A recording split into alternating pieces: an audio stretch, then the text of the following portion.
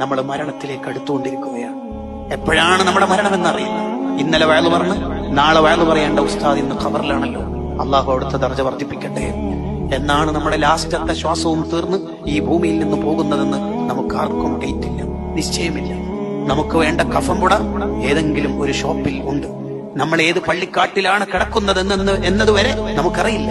അതുകൊണ്ടല്ലേ പള്ളി മൈതാനിയുടെ പരിസരത്തൂടെ പോകുമ്പോൾ അസ്സലാമു അലൈക്കും ദാറ ഖൗമിയൽ മുഅ്മിനീൻ വ ഇന്നാ ഇൻഷാ അല്ലാഹ് ബിക്കും ലാഹിക്കൂൻ.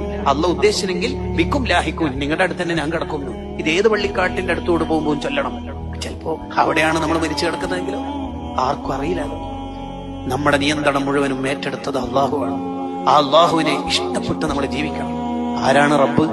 ഉമ്മയുടെ വയറ്റിൽ നമ്മളുള്ള കാലം മുതൽ നമുക്ക് വേണ്ടത് അതത് സമയത്ത് നോക്കി തന്ന് ആ കാലത്ത് വേണ്ട ഫുഡ് ആ കാലത്ത്, പിന്നീട് മുലപ്പാല്, പിന്നീട് ചെറിയ ലഘുഭക്ഷണം, അങ്ങനെ ഓരോ കാലത്ത് ഇന്ന് രാത്രത്തെ ഫുഡ് വരെ സംവിധാനിച്ച റബ്ബ്.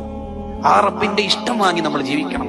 ഖബർ എന്ന ആ വീട് പ്രകാശിപ്പിച്ചിട്ട് ജീവിക്കാൻ നമുക്ക് കഴിയണം.